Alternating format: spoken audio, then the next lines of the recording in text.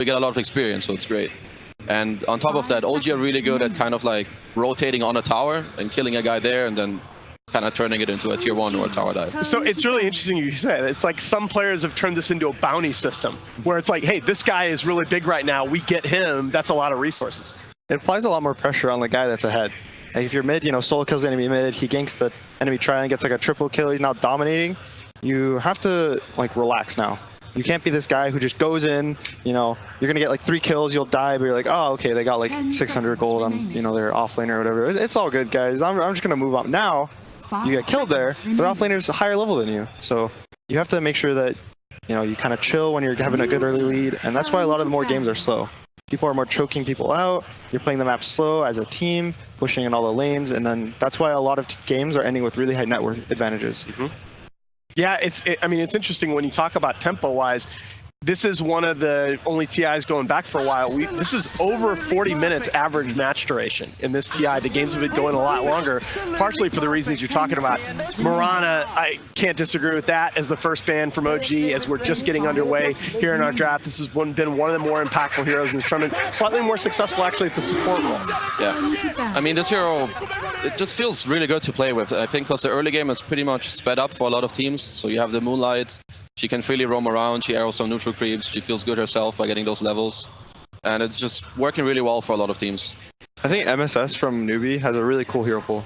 Oh, he plays this Invoker for, he plays this Mirana for. He plays these kind of, because he used to play core. He used to play mid, and then he moved to offlane, and then he moved to 4, so he can't have this core mentality in these games, where he'll kind of have a slower lead, but it's just like he lost the offlane, and then he'll just farm back, come back, and now he's like a 4th core in this team sometimes. But then sometimes he's the hard 4. He'll buy some wards or whatever, kind of only get a blink, play with his team. No, I'm really glad you brought up MSS because the panel was talking about snaking. I agree, he's had a great tournament, but I think MSS has been one of the best players at the event as well. 8 players at this event, 16 or more assists the game. Of course, terrifyingly, OG has 3 players on that list, but MSS up there as well. And particularly early, he's been so active around the map to relieve that laning pressure. Because you talked about some of the importance of that, especially against a team like OG. Yeah. No, I think MSS has been playing great. Actually, I mean, all of their players, I think, have been stepping it up quite a bit. I also saw CCNC in their early matches. He was rolling over some people. I think it was Liquid, especially. In those series, damn, he was looking real strong. So we also see the Chen. I was kind of worried for that. It gives this OG this early game tempo. It's one of the no-tail classics when he moved to support. He used to be a Meepo player, so he has this micro skill like built into himself. He's practiced it over the years. He played Meepo support too, but I don't think we're going to see that now. But this Chen ban, I think, is good for Newbee. With their bans, they're slowing the pace down. They're not giving away the Ench for the early game. They're not giving the Chen for the early game.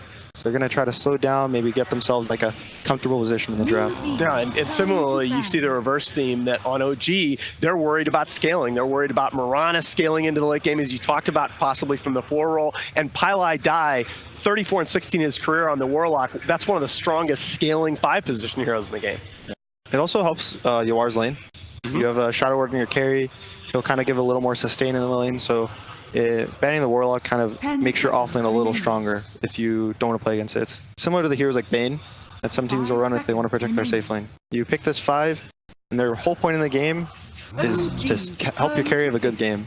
Absolutely. So we are getting into the first phase picks here, moments away.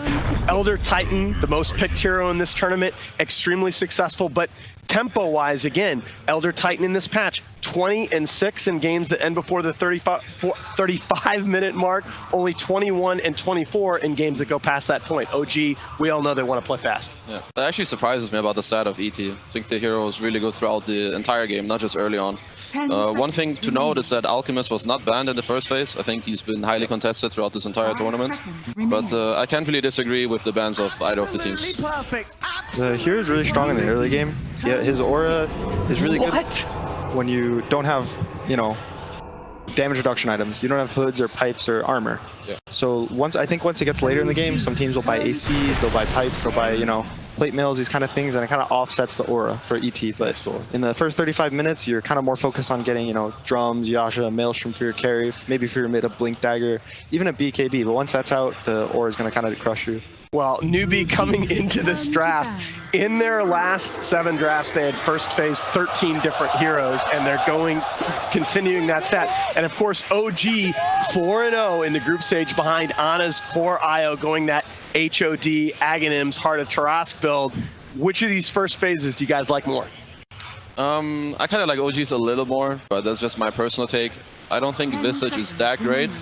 I know that they like it a lot because for them it's flexible, at least as far as I'm concerned. But I just think that this IO and ET, it's just so much comfort for OG. So I'm pretty sure that they feel really good about themselves right now. Like I said, the early game is really strong with the Wisp ET. His aura is going to increase the damage once the Wisp hits 15 and his Ags. His spirits are just going to deal crazy amount of damage in a team fight. So it's a little scary for Newbee.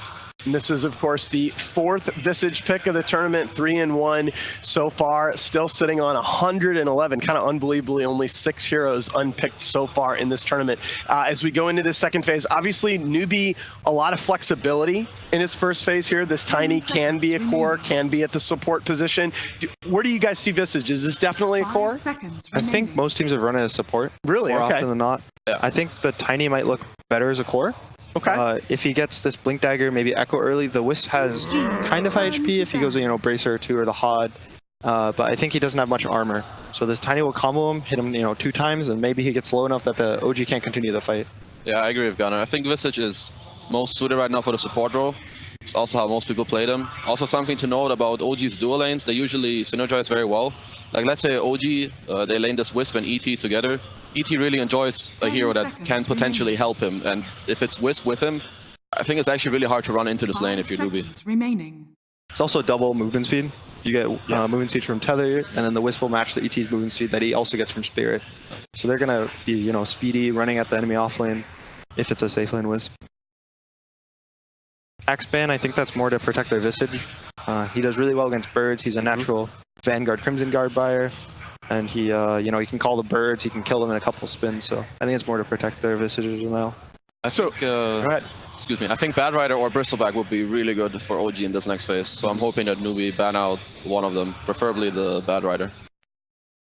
So you like Bristleback for the physical damage against the birds, and you like Bat Rider just for the laning? Bad Rider is just really annoying to deal with for these 2 heroes. Okay. He kind of burns through the Visage really fast. Same with Tiny, he has very low turn rate, and he's a slow hero on top of that. Also, it pairs really well with Relocate, at least for Bad Rider. And Bristleback is also just a very known counter to the bird. He just turns around, has his passive, and then passive reduces damage, and then he gets blocked by Vanguard, so he takes actually no damage in the game. 5 seconds. Yeah. So the Alchemist ban coming out in the second phase, you guys did talk about that in the first phase, been one of the more contested heroes in the tournament, second most banned. Actually, maybe first has moved ahead of Enchantress. Yeah, so from OG's ban, you can see they don't want a slow game, because this Sven and this Alk in a slower game, they're going to be able to farm. So the OG is kind of trying to get this maybe a slower game with the Wisp, but they don't want to have this Newbee in this comfort being in a slow game. And from Newbee, you can see they're a little scared of the team fight from OG. They're banning the Magnus with RP, banning the Axe with Call, they're banning the Tide Hunter with Ravage, banning these team fight heroes you can kind of group around. Maybe they get a Blink Dagger, and then they frontline. So I think Newbee's kind of playing towards their slower style that they can fight into the enemy team without having to 5v5. I think this is, by the way, low-key one of this man, Snaking's best heroes, Beastmaster. He is 14-2 in his last 16 pro games on that hero, and I think this gives them the option of forcing that tempo early. Beastmaster plays very fast. I still think there is some chance that this Visage will be in that core role with the Beastmaster aura. Oh, definitely could be. Definitely could be. The birds have a low BAT, I think, so they work much better with the Beastmaster aura. Also, I think Beastmaster is a little undervalued right now for what he gives to the team. He pushes out lanes if he wants to just go boars, or he can even get Necrobook push out lanes by himself. But the more important one, I think, is just the vision that he gives from his Hawk. He gives us vision, and teams are so much better at playing around vision these days. Sentries are a little more hard to come by, you only get 10. So this Hawk kind of scouts the whole team, and once you see a hero or two, you are free to farm the other part of the map. So the Rubik here for OG does give us some information here. With the Elder Titan being played almost exclusively in the support position, tells us more than likely this is going to be an Ana Wisp again. Grimstroke matches up well with the Beastmaster. You can double roar. It's also one of the better heroes against Wisp from the support. If he ever is going to relocate in, it's going to be 2 heroes. That's a free ult. You can instantly get a double roar. You can get double, grave chills from the Visage, soul assumptions. There's all these like combos that they have built in, and it's also one of the better scaling supports. 10 seconds. He has an early game GPN talent, so he can maybe get a sheep if the game goes past 35 minutes, 5 which, seconds as you said, might not happen. If OG has anything to say about it, it won't. But I think we need to talk a little more as it becomes clear that this is potentially going to be another Ana IO. How do you counter core IO? Because it certainly looked like nobody in the group stage figured it out. I think Pipe is one of the more important things. His level 15 talent with the Ags is really scary. It does so much damage. I think it's like 150 per spirit. It's really high. I think preferably against IO, you try to fight him before he has his timing. His insane power spike is his 15 with Aghanims, because then he gets the talent, the permanent balls and whatever. And then, like Anna was saying, like if you have good sustain with Pipe and maybe some Greaves hero, I think then you have a good shot at playing against the hero. Yeah, and I like you guys talked about Bristleback earlier on. I really like this pick here. Number one, obviously the physical damage, but Bristleback is a better tower hitter than people give him credit for, with Warpath and everybody taking the associated talents now. Also, in the mid game, if this is probably a 3 Bristle, the Wisp is going to tether to him. If he goes out Heart build, the Bristle can't die. Oh, yeah. But at the same time, the Bristle is going to have 500 movement speed. His passive and phase boots, this Wisp and this Bristle are going to run around. In the mid game, they're going to hit your towers. You're going to be so scared. Maybe the Bristle gives the Wisp a Solar Crest, so the Wisp also hits fast. They kind of take these buildings really quickly. And I really like the way you put that, right? I think we as casters and analysts sometimes overuse the phrase, oh, this hero can't die. That doesn't matter unless that hero is really doing something to threaten, and this Bristleback is going to be in a great position in this game to do that, create so much chaos. It also is one of those nice heroes where they feel forced to jump on you. You're hitting their buildings, but you have an ET. They kind of clump on this Bristle. They're going to get 3-man stomped. The Wisp is going to reload in. They're going to get an Earth Splitter, and then the team fight's going to look a little scary. All right, very nice. Going into the 5th phase here, it's actually Newbee banning out the Ember Spirit, despite that being one of the signature heroes lately for CCNC. We're waiting on the final ban coming out from OG here. What do you think we're looking at for that 5th pick for both teams? 5 seconds I think a Crossvex and Walker would round out OG's lineup very well. I like it very much against Newbee's kind of team fight, and I think it just synergizes so well with OG. I think it would give Newbee such a hard time to play this game. So I guess this Tiny or this Visage have to be cores now, right? One of the two. So I think the Bristle pick is going to make this Tiny core a little scarier. But on the other side, I think the Visage is way scarier to play against as the Bristle. So I think Newbee's going to be more inclined to put this Tiny on the mid lane. Or what they could do is they put the Tiny with the Grim in the safe lane. And they kind of do this big combo to try to burst the Bristle in the lane. He has Inkswell, he toss avalanches. So I think Newbee is just going to pick a hard carry that they're going to make space for with these 4. I really agree. And I wonder if you guys agree with me, just overall, as we take a step back from the individual hero mechanics, I feel like Newbee have really had an answer to OG so far in this draft. Are you surprised by that? Omni Knight. I'm surprised by this. Omni Knight pick. All right. Well, you want to talk about heroes not dying. So what are the lanes here for OG? Mid Omni Knight, maybe? Okay. I think so. Yeah. I think mid Wisp or mid Bristle. I don't know. I want to see it. Is it OG Radiant? I believe they're Radiant, right? I believe so, yes. So if OG's Radiant, the Bristle can actually stack his own Ancients from the mid lane with Quill Spray.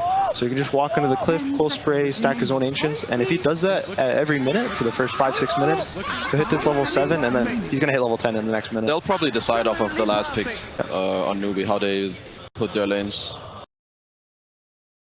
I would actually really like Timbersaw here for Newbee. I don't know if they're capable of playing all their heroes like that, but they have... Triple strength cores. Yeah, 4 strength heroes. You don't have to worry about scaling too much this patch, I think. A lot of the heroes scale without needing like a hard carry, right? So it's like there's Ags now, there's Moon Shards if maybe this Tiny gets a Moon Shard late game, even the Tiny Ags Daedalus, there's your physical damage in the late game. So this Timbersaw, if they play it with like all their heroes, they can put the Timber mid or top. He's going to have a good game. He's going to slow down the game because OG can't pressure him. He can sit in front of all their towers. I think it's a good pick. I like OD and Timber, but I don't know if they're gonna pick a hero for Yawar maybe in the safe lane instead. I feel like they might be thinking about Slark. I wouldn't like it as much, but could be something that makes sense. All these heroes are kind of abused this tankiness or like long fights with high sustain. What about a life stealer? I think it's okay, but I feel like it might just lack some damage. I don't know if he can cut through those heroes. Statistically, Lifestealer, there you go. That has been a late game hero in this tournament in the recent past. Guys, we got a heck of a game here underway. OG facing off against the North American squad for the second year in a row to start their TI main event. But before we throw it over the game, we've got Thanks Purge with the last word. Hey guys, OG opening with their IO in the first phase is not too surprising considering what they've done with the group, in the group stage. And what's really effective at doing is once it buys Aghanim Scepter, it has a really good mid-range, high damage output. So it's not good for IO if the enemy heroes can get right on top of it. So to cover that, OG has Bristleback to be really obnoxious and tanky to kind of give it some space in between. And they can also protect it with their Elder Titan support as well as the final Omni Knight pick. They can buff up his strength and make it hard to disable him. So something that Newbee might want to do is maybe try to crush the IO in the lane. They pick potentially really strong lane supports like the Visage. They could potentially tri-lane him, try to nuke him down before he gets a lot of items. Or what they need to do is just hit the back line and blow up those heroes if possible. It's super important that the IO doesn't snowball. If they commit to the IO, they need to kill him without him getting a lot of response kills, or it's just going to get worse and we're going to see a lot of matches like we saw in the group stage. So with that said, we're going to throw you guys right over the casters and have an awesome match.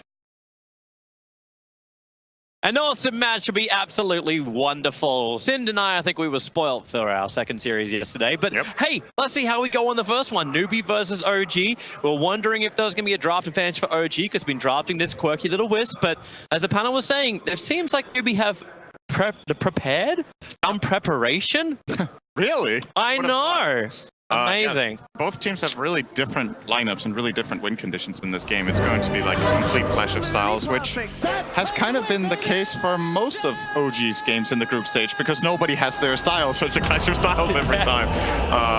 But yeah, I think as the panel has talked about leading into it, it's really important for newbies to get on comfort heroes, and I think they've drafted a lot of stuff that they've been doing great with that really fits their players and their playstyles. We were debating.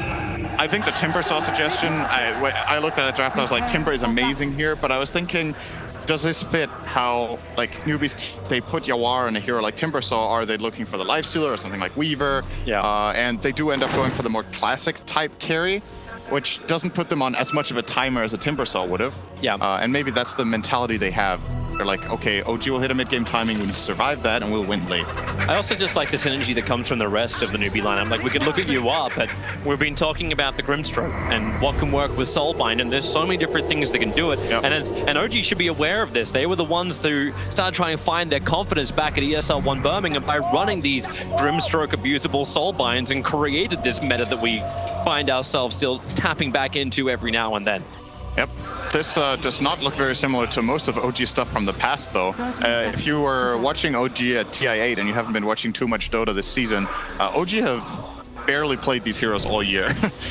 They started playing the Carry Wisp just here at TI9. They've played a little bit of Elder Titan on Jerax and a little bit of Rubik, but this time it's No-Tail on the Elder Titan. Haven't played that too much this season. Seen a little bit of Omni Knight, but Thompson, Bristleback, like, it's not like they've never played the heroes, okay? But it's not the bread and butter OG that you would have seen earlier, and they're really good at adapting and coming up with new cool strategies. So looking forward to seeing how they pull this off in this game. The battles for the runes.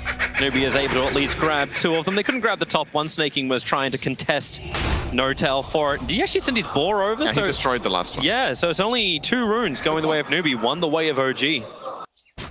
That could have almost been 3-0 if I love how all these No-Tail didn't get the rune. Like we had an undisclosed person who was up here before, but all the goofy flags is all the icons of OG that they're running, and it's just like every different pose that Goofy can actually take. OG, as they said, like mental kind of play against almost everybody. Warfare. Yeah. No-Tail, that's a lot of damage he's taking up on top lane, snaking an MSS. They put the Soul Assumption into him already. Obviously, Anna's going to give the regeneration. And this is the lane that we have seen OG abuse during the group stage as well. The ET, who could just get so much damage from these ET spirits, even like in a dual lane, it's enough. So he runs back in with now plus 55 damage at level 1. and just wants to beat the crap out of the support, but it's just fueling MSS with the Soul Assumption, as long as MSS has the sustain. Yeah, I think OG would like to trade with MSS as much as possible because he's low on regen in the lane. He hasn't brought too much stuff, no mangoes, because he wants to go for this quick Bassi. And I would imagine he will use the courier soon to get up some mana here, because Visage without mana in lane is really terrible. It's one of the weakest heroes in Dota when it has low resources in lane, just not very good damage, weak animation, bad armor. And yeah, you got to play on that mana, especially as a support. I want to also just keep a side eye on that mid lane. CCNC versus Topson. We just go to the Grand camera. We never move away from mid lane. CCNC, he's already 9-3 up against the 5-0 Topson, who's got an extra little bit of a wave coming his way though. But CCNC actually got a nice toss back onto Topson. So he took some damage from the tier 1 tower. Maybe not exactly what Topson was looking for, but it does just make you think a little bit more about how the positional play is going to be coming in here from OG. How can you actually fight against Newbee and actually win a positional battle? Obviously you have an IO, but getting slowed up or controlled up by Grimstroke with the stuns that come from him, open wounds, you got another slowdown through the Grave Shield, you got Beastmaster Roar, Tiny Toss, Avalanche, like it just seems to just be coming in spades for Newbee when it comes to control. The key hero of the strategy for OG is actually Omni Knight that we haven't talked too much about, because he's the true enabler of the lineup. He needs to hard dispel the Roar, he needs to protect the IO or the Bristle, whoever is the carry of the game. We'll have to wait and see who becomes the true carry of it. And yeah, he is what is going to keep the fights together, because if they don't sustain long enough, they can just get killed off by burst. Really thinking about diving CCNC. He's got 3 Quill Spray stacks up top. He's going to come underneath the tier 2 tower and maybe a little bit too deep. Is there any support that wants to TP over? CCNC feels like he can go back in for a little bit more. Hit him with the tree. Topson's so low, but CCNC still with the 3 Quill Spray stacks. The tree toss. It's so much damage, but not enough. 29 HP. And CCNC has to move to the north side of the tower. This is why we always keep our eyes on mid. Topson's trying to deny himself to this neutral camp. CCNC's coming over. He's got toss available, but all right, Alphas win. That's a long death timer though. He's down for 25 seconds. CCNC right now I think should be nuking out this wave and suicide to the tower. That way he gets all the experience and gold here and gets back to lane with full resources. I hope he's going to make this exact play. He's buying a bottle.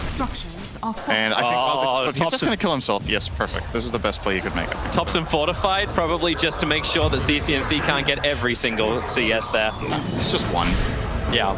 Hey, but one counts for it. Rather than that, the more important thing about that glyph was that he gets the experience coming back, because if he hadn't glyphed that wave, he would have lost a full wave in tower before his respawn. This way he protects 3 of the enemy creeps, keeping them alive outside of the tower range to come back in. I love the way the glyph has evolved since it got implemented. Like, people have got more and more creative with how to use it and what it can actually contribute to the laning stage. Outside of the obvious intended way it was implemented originally, which was to protect towers, since it started affecting creeps, you can do a lot of cool things with it. Topson's copying a lot of damage. CCNC nuking down the wave when tossing back Topson. So he took all the brunt of the damage from the towers. Now, CCNC has a haste rune. When he gets Avalanche again, Topson could just flat out die here. Half HP, he has no regen. Does he have anything coming in? No, he doesn't. Courier only brings in, well, he's got a Mango. He's backing up for the 5-minute shrine. Yeah, he might stack a camp or 2 as well to farm with Quills. Actually, it's just going to farm a double. Man, up on top lane, snaking. Heavy amounts of damage. Notel still got that plus 115. Snaking's low. MSS needs a little bit of extra space. Got his 4-stick charges, so Notel's not going to force this issue. Now it's time for bounties. CCNC's coming over for the 5-minute bounty runes. If he moves fast enough, he might even get his own opening as Lifestealer. Yawar with a follow-up stun. It's going to be repelled out by Seb. But this is 4 bounty runes going the way of Newbee. That's really, really big for them. That actually means that OG has claimed what? 1 bounty rune? It's like so far in this game. I've got 1 rune only. Well, it's a good thing they're not running Alchemist. Then they would have probably got a little bit different approach entirely to the game. But yeah, that's really big for Newbee. That's the same as getting like 2 kills in terms of just raw gold. I still wonder, like, how long does this keep going this way? Like, you got 1 kill the way of OG, the gold advantage is about 1,000 to Newbee, the CS is pretty even across the board. But we've seen these timings from OG. Once Ana gets a little bit bigger, starts to sync up with a couple of his other heroes, like the OG just roll over every other team. How does Newbee prepare for this? They could try to out-tempo them before Wisp is level 15. So there's going to be this really strong timing for Newbee when all their heroes are level 6, when they have Visage Birds, when they have Roar, when they have the Soulbind like we've talked about. I think they should be favored in fights around that timing. OG's lineup doesn't have that much in the way of damage except the Bristleback for a while. So I think that would be a good approach. And then if you get ahead during that time, then when Wisp does hit the level 15, maybe you chill a little bit, get key items, and then you can go again. Auras are also a great solution in this game, which they will have plenty of with the Beastmaster. Yeah. So armor auras are really good against the Bristleback. Not so good against the IO, of course, but maybe you can buy a pipe. They're ganking up on top. At the same time, Notel and Ana are coming into the tier 1 tower. This smoke maneuver from Pylai Dai and CC&C. This could be really punishing. If they can kill off Ana at the beginning, he tethers back. Actually, Notel's the one being slowed down. CC&C, he really wants to kill off the IO. He doesn't want the ET. Ana is the primary target. Number 1, Notel puts him to sleep. CC&C moves just out of range for it, and he'll come back in with the stun, but no, Ana tethers away to safety. Now Notel brings in his plus 160 damage to dissuade Newbee. The failed rotation from Newbee is going to cost them. They really wanted that kill on Ana, but the positional play from OG just too good. That was just a flat-out outplay by Ana. Going into the bottom left corner there, so the Avalanche misses. Top lane though, they're still going to get no-till here, I think. Yeah, and the stuns are out. Ana can't give that much, and that's actually first blood. Remember that technically the first one that happened was the denial inside the jungle. Still shows up on the board. Thompson, mid lane. CC and season. Yeah, getting hurt. Thompson's still going to be a little bit more wary. Yeah, he's got double braces. He has a lot of CS. He pushes out the lane, he retreats to the jungle, he farms 2 stacks. Mid-Bristle is one of the more effective farmers in the game. Jirax may be in a little bit of trouble. Seb, he's trying to wait for the right purification time. Jirax going to pick him up, throw him back in again. Yoa, he's looking for a creep to infest into, and then he can start fighting again. Pop straight back out again, up to a lot of life. Harassment kind of counts for nothing. As up, here they go once more. That nice observe ward is in deep, toss in forward, just putting MSS on the front lines. Notel will fall as Newbee now start getting a little bit more active across the map, hunting for kills. And they've got that range enabler through CC&C. I don't know how to slap it into the chat, Will. It's so... Hey, what did they say in the thing? Like, I just want to be free. I want to be free to play Dota. They also said, I want to use chat wheel. They were on holiday in Australia and they were like, I want to use chat wheel. Yeah, shout out to the boat guy. Yeah, the boat guy was great. Yeah, can we have the boat guy on chat wheel? I'll be down for that.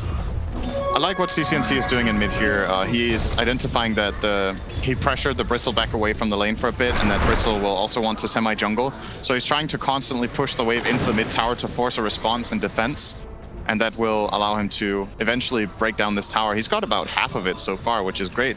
They also identify the fact that Notel's preparing stacks.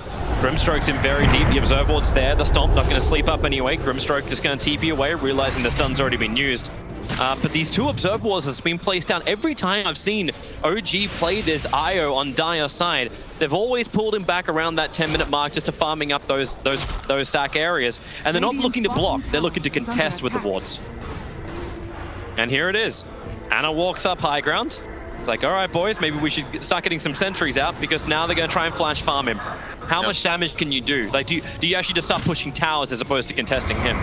That's one option. It's what Beastmaster's definitely going to do top, but No-Tail will try his best to delay this push as much as possible. One downside to playing 5 Elder Titan, though, is that your mana pool is relatively limited, so he kind of needs IO to sustain him. In the middle of the Ancients, he's battling for the 10-minute bounty runes. Once again, Newbee claiming all 4 bounty runes. Back-to-back bounty winners relocate from IO. It's pure efficiency. But he's already finished up the Dominator. Like how they're even giving the IO the tome. Yep, get level 7, so you get level 4 spirits. And yeah, he's just jungling. He's got the Dom creep, got a Wolf. The Observer Wards are still watching this, but obviously Newbee know. Like, if they're going to go for it, then they've really got to go for it. But top lane may be an easier choice. You got Beastmaster Aura up on snaking, Notel's backing off. The Spirit walked over the top of Grimstroke, but I don't think it actually clipped him enough.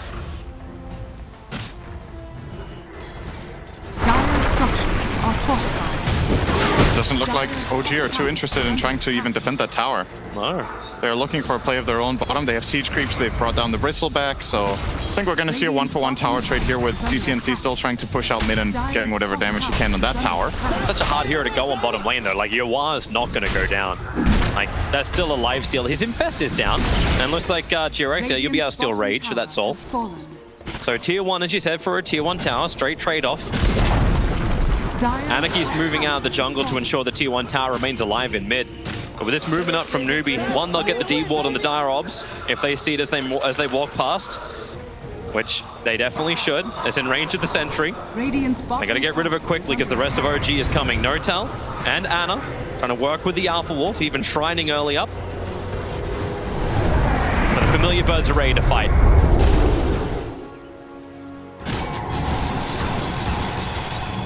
And they do not want to give Ana this room to breathe. And MSS even looking to steal the camp. Now Notel, actually on bottom lane too, but the stun, it comes in towards the other Titan. The nuke damage is a little bit faster.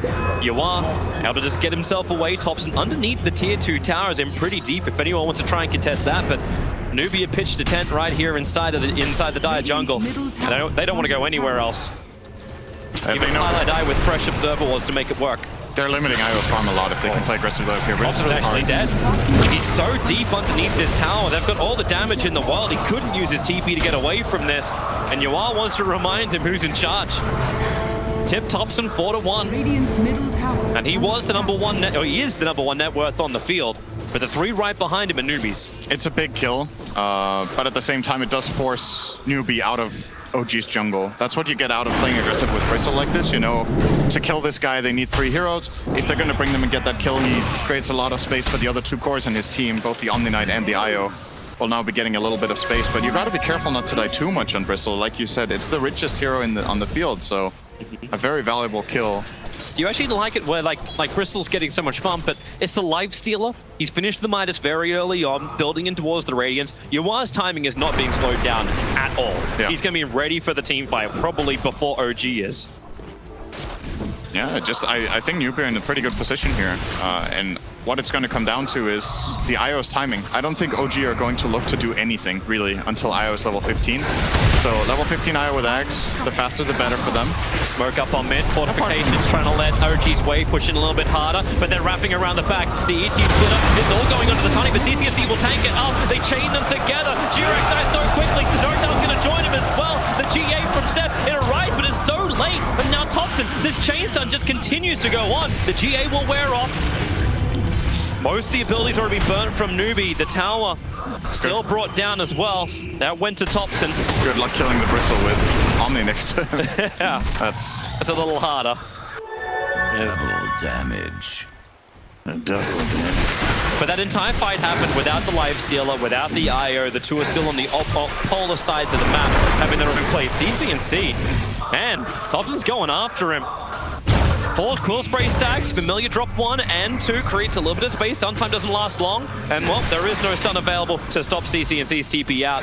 OG still got the mid tower though, which is nice. Like, even if their heroes aren't particularly good at taking team fights, which was somewhat apparent there unless they're all together, they got the objective that they came for, and they're willing to lose 2 supports for that.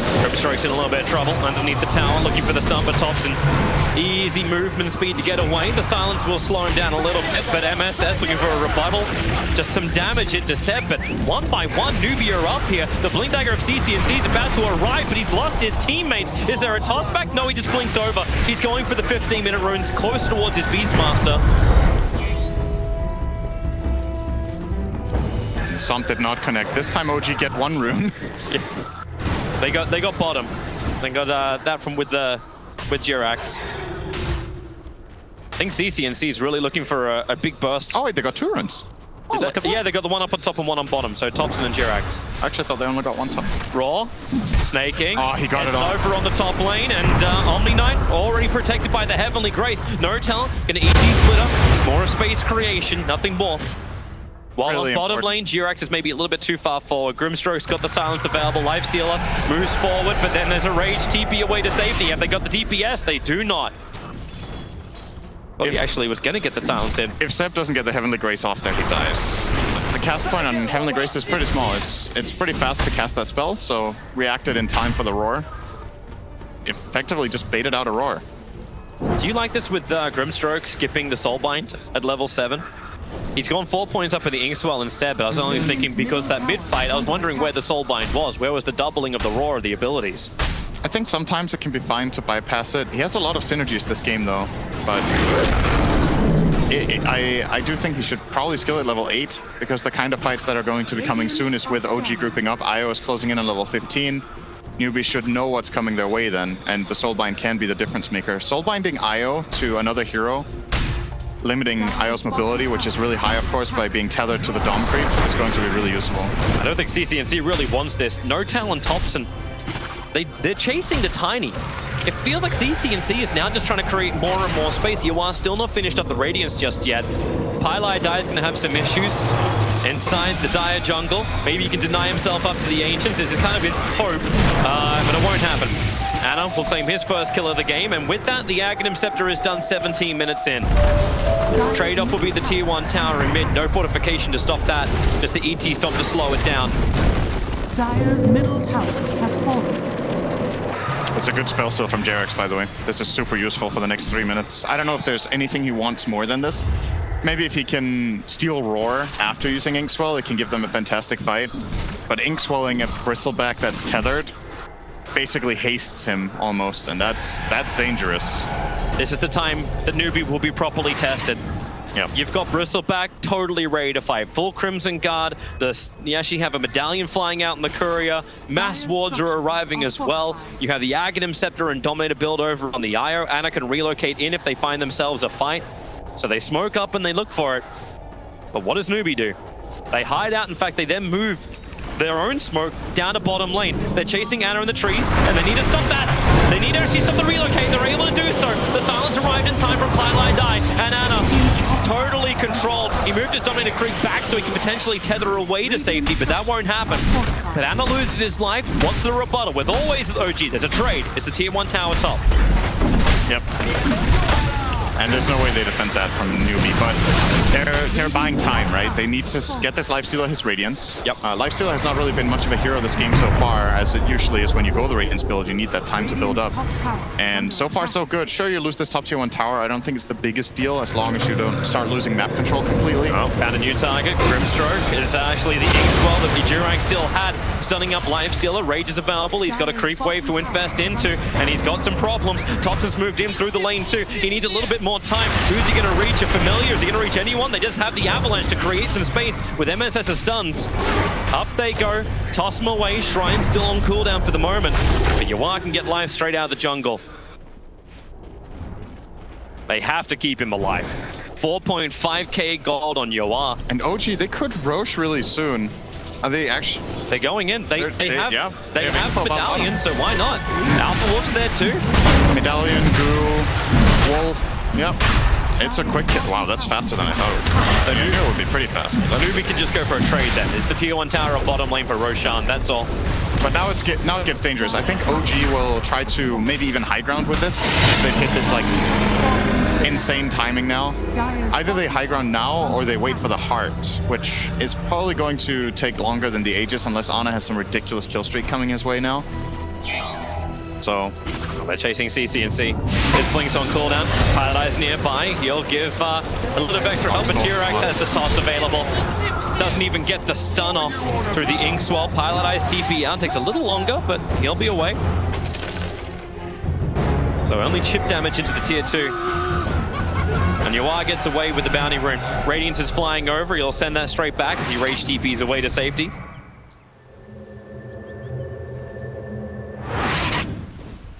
Pretty even game right now, though. But you kind of have this feeling that OG will have this ridiculous fight soon coming their way. After what you've seen in the group stages, how they've run this lineup, them having the Aegis. Oh, that courier needs to not die. All right, they got the Radiance at least, but they're going to lose Pylai Dai. MSS will have some space. Yawar beating into Ana, relocates away to safety. And she relocated into that.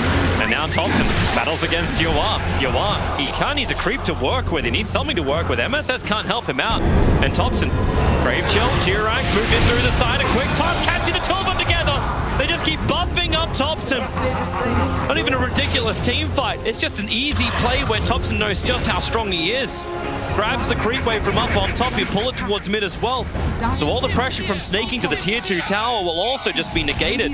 OG just have insane vision up here. Ana knew exactly what he could get away with that relocate play because of the deep ward that they've had for so long, 3 minutes.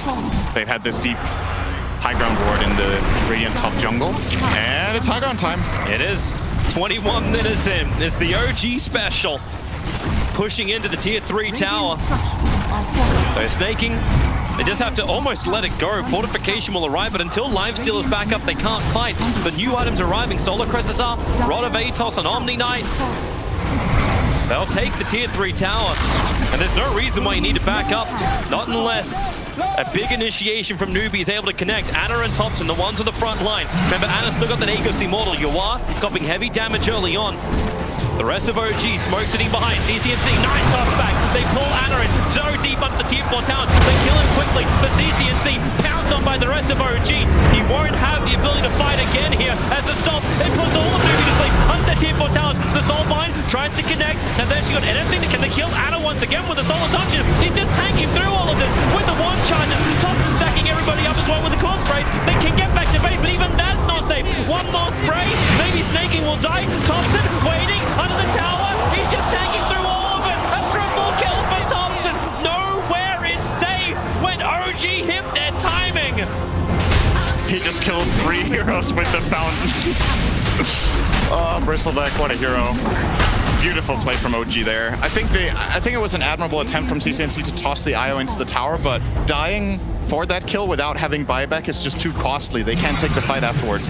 They don't have enough damage to get through the IO twice with the Omni Knight protecting it, as well as a good defensive stomp from No-Tail, stopping 2 heroes on the Aegis respawn. They kind of used up their entire tank on the first kill. As we see in the replay here, they try to go on the IO. That's just not enough. He gets healed up, gets Heavenly Graced, and even relocates.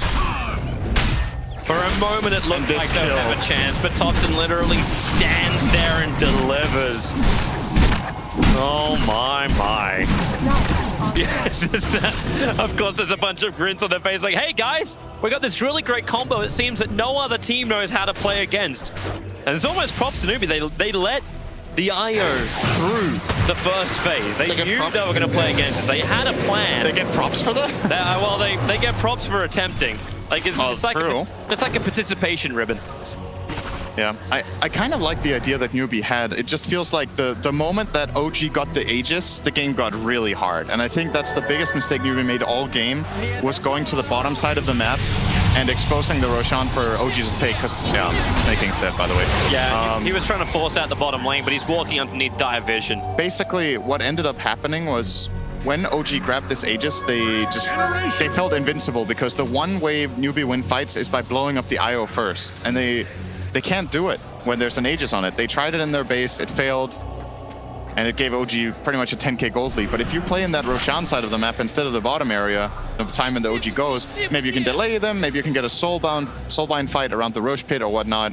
But it's just too easy when you give a Bristleback lineup with IO that Aegis for free. MSS now going to work with Yuwa. It's a surprise. He was inside the Familiar. That was a sexy play, actually. That was really nice. Now Seb's looking for a rebuttal. Yuwa, he's just going to let MSS die. Nothing else that can be done about this. He can do some chip damage in the meantime, but Yuwa had to come back to base because Thompson's still here trying to pressure. They were not expecting that to be an infest play at all. Familiar's used as transportation. Yep. And that's some classic Tinker stuff. Everywhere on the map you can go. OG is still going to get 4 bounties. The game has still been played at their pace for the last 5 minutes, so sure, this Ana kill, it's nice and it looked cool, but you're not progressing the game really. You have to push out your mid lane. Oh, maybe they'll catch Seb. New target. Access to fly out. Oh, Snaking. Does he want to roar on that? Probably not. Pylite dies. Think he better slow down. Instead, Snaking. Another pour up. CCNC. It's the avalanche. Support's coming in. OG, they've chased way too far here, Newbee. OG owned a tier 2 tower. They have friends to help him out. The Soulbind connecting OG together. The Raw catching 2 Perspec being pushed around to the side. But man, the Storm from No-Tail, they just create more and more space. And where is this damage that Newbee was meant to have? It's not there. They should probably be very happy that the only person they lost was CC and C. Yeah, that could have gone a lot worse. The Omnia was just too fast with the phase boots. They just chase and chase too. Phase boots and drums. They eventually caught up to him, but they couldn't even get the toss back. Yeah, now Roar and Soulbind is down. You got a 50-second to a minute window of opportunity for OG to pressure in through bottom.